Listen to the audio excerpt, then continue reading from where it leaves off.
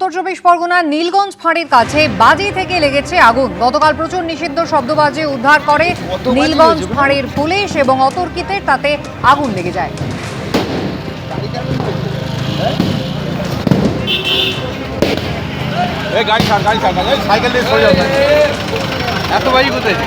সমীরণ পাল আমাদের প্রতিনিধি রয়েছেন টেলিফোন লাইনে। সমীরণ, কোথা থেকে পুলিশ এই শব্দবাজি উদ্ধার করে, কিভাবে লাগলো আগুন? জায়গায় ঘটনাটি ঘটেছে, এটা হচ্ছে উত্তর চব্বিশ পরগনার বারাসাত পুলিশ জেলার দত্তপুকুর থানার অন্তর্গত নীলগঞ্জ পুলিশ ফাঁড়ি।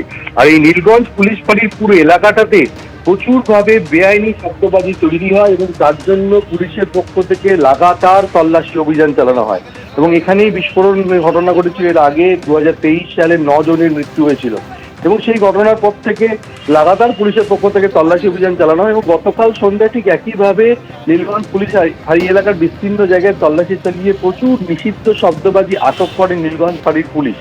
এবং যেটা জানা যাচ্ছে পুলিশ সূত্রে, সেই সমস্ত নিষিদ্ধ শব্দবাজি এনে পুলিশ ক্যাম্পের কাছে অর্থাৎ ফাঁড়ির কাছে একটি জায়গায় জড়ো করে রাখা ছিল।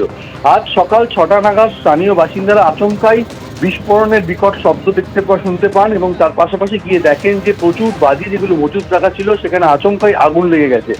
সেখানে বাজি ছিল এবং মনে করা হচ্ছে বারুদও থাকতে পারে। বিস্ফোরণের বিকট শব্দে এলাকার বাসিন্দারা আতঙ্কিত হয়ে পড়ে। খবর দেওয়া হয় দমকলকে। দমকলে 2টি ইঞ্জিন এসে পরিস্থিতি নিয়ন্ত্রণে আনে। এখন এই মুহূর্তে আগুন নিয়ন্ত্রণে, কিন্তু পুলিশ ফাঁড়ির সামনে প্রচুর পরিমাণে নিষিদ্ধ শব্দবাজি গতকাল উদ্ধার করে রাখা হয়েছিল।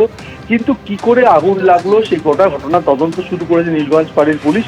তবে প্রাথমিকভাবে মনে করা হচ্ছে যে মজুত রাখা এই সমস্ত উদ্ধার হওয়া মজুত করা যে নিষিদ্ধ শব্দবাজি তাদের মধ্যে চকলেট বোমা ছিল। সেই চকলেট বোমা পেটেই এই বিস্ফোরণ।